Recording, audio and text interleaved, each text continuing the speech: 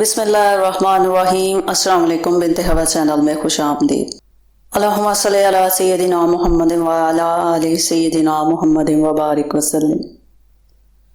اللہ ایک ہے جس کا کوئی شریک نہیں، اس نے اپنا وعدہ سچ کر دکھایا، اپنے بندے کی مدد کی اور سارے گروہوں کو شکست دی۔ کسی شخص کو جو اللہ اور رسول پر ایمان لایا ہے یہ جائز نہیں ہے کہ وہ مکہ میں خون ریزی کرے۔ کسی سرسبز درخت کا کاٹنا بھی اس میں جائز نہیں ہے۔ میں نے زمانہ جاہلیت کی تمام رسموں کو پاؤں میں مسل دیا ہے، مگر مجاورات کعبہ اور حاجیوں کو آب زمزم پلانے کا انتظام باقی رکھا جائے گا۔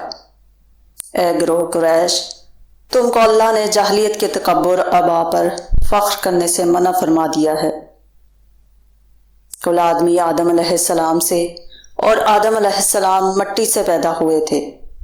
اللہ تعالیٰ فرماتا ہے، اے گروہ قریش، تم کو معلوم ہے کہ میں تمہارے ساتھ کیا سلوک کروں گا۔ اس سوالیہ فکرے کو سن کر قریش یعنی اہل مکہ نے کہا، ہم آپ صلی اللہ علیہ وآلہ وسلم سے بھلائی کی توقع رکھتے ہیں، کیونکہ آپ صلی اللہ علیہ وآلہ وسلم ہمارے بزرگ بھائی اور بزرگ بھائی کے بیٹے ہیں۔ آپ صلی اللہ علیہ وآلہ وسلم نے یہ جواب سن کر فرمایا، اچھا میں بھی تم سے وہی کہتا ہوں جو یوسف علیہ السلام نے اپنے بھائیوں سے کہا تھا، آج تم پر کوئی ملامت نہیں، جاؤ تم سب لوگ آزاد ہو۔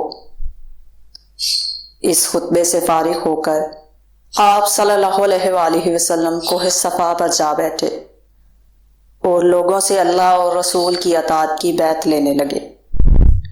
مردوں کی بیعت سے فراغت پا کر آپ صلی اللہ علیہ وآلہ وسلم نے حضرت عمر بن خطاب رضی اللہ تعالی عنہ کو عورتوں سے بیعت لینے پر مأمور فرمایا اور خود با نفس نفیس ان کے لیے استغفار کرتے رہے۔ صفوان بن امیہ فتح مکہ کے بعد بخوف جان یمن کی طرف بھاگا۔ عمیر بن وہب نے جو اس قوم سے تھے حضرت صلی اللہ علیہ وآلہ وسلم کی خدمت میں حاضر ہو کر صفوان کے لیے ایمان طلب کی۔ آپ صلی اللہ علیہ وآلہ وسلم نے اس کا ایمان دی اور اس امر کی ثبوت کی غرض سے اپنا امامہ جو مکہ میں داخل ہوتے وقت آپ صلی اللہ علیہ وآلہ وسلم کے سر مبارک پر تھا، رحمت فرمایا عمیر بن وہب صفوان کو یمن کے قریب سے واپس لائیں۔ اس نے حضرت صلی اللہ علیہ وآلہ وسلم سے 2 مہینے کی مہلت طلب کی۔ آپ صلی اللہ علیہ وآلہ وسلم نے 4 مہینے کی مہلت عطا فرمائی۔ یہ صفوان وہ شخص تھا جس نے مسلمانوں کو مکہ میں داخل ہوتے وقت مزاحمت کی تھی اور پھر تاب مقاومت نہ لا کر فرار ہو گیا تھا۔ یہی حالت اکرمہ بن ابی جہل کی بھی ہوئی۔ اس کو بھی آپ صلی اللہ علیہ وآلہ وسلم نے فرمایا، یہ دونوں جنگ حنین کے بعد بخوشی مسلمان ہو گئے تھے۔ خانہ کعبہ کے بتوں کا ٹوٹنا گویا تمام ملک کے بتوں کا ٹوٹنا تھا۔ اسی طرح قریش مکہ کا اسلام میں داخل ہو جانا اور اسلام کی اطاعت اختیار کرنا سارے ملک عرب کا متی ہو جانا تھا، کیونکہ تمام قبائل کی آنکھیں قریش کی طرف ہی لگی ہوئی تھیں کہ وہ اسلام اختیار کرتے ہیں یا نہیں۔ فتح مکہ کے بعد بہت سے قریش مسلمان ہو گئے تھے، لیکن بہت سے اپنے کفر اور بت پرستی پر قائم رہے۔ کسی کو زبردستی اسلام میں داخل کرنے کی کوشش نہیں کی گئی، بلکہ مدعا صرف امن و ایمان قائم کرنا اور فساد و بدامنی دور کرنا تھا۔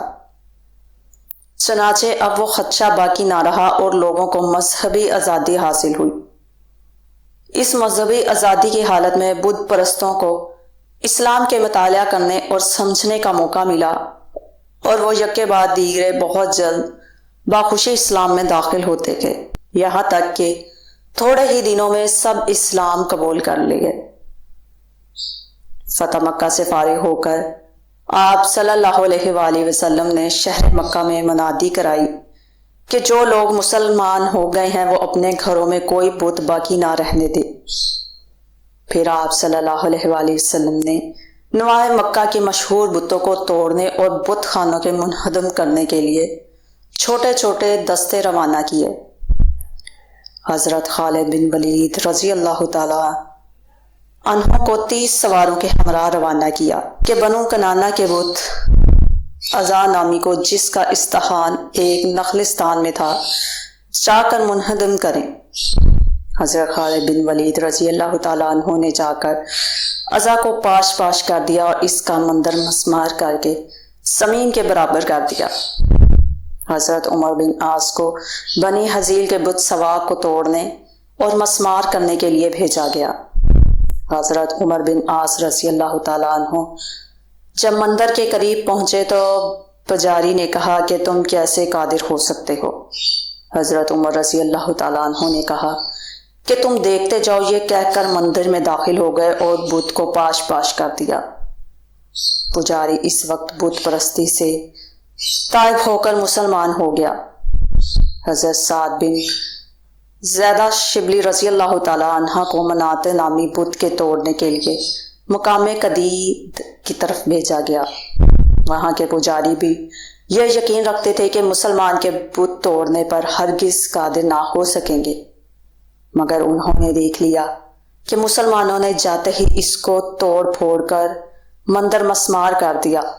اسی طرح اور بھی بت خانے مسمار ہوئے۔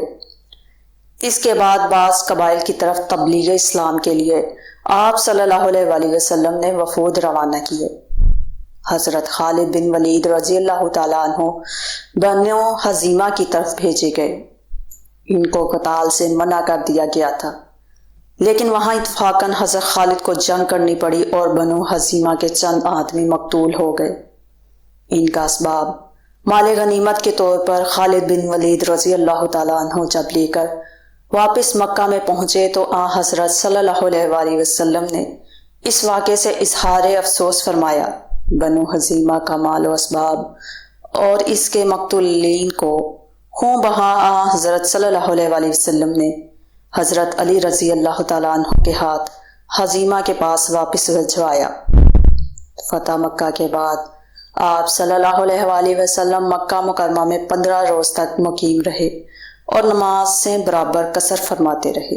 آپ صلی اللہ علیہ وآلہ وسلم کے بلا تعین قیام سے انصار کے دل میں اندیشہ پیدا ہوا کہ اب شاید آپ صلی اللہ علیہ وآلہ وسلم مکہ میں ہی رہیں گے اور مدینہ واپس نہ جائیں گے۔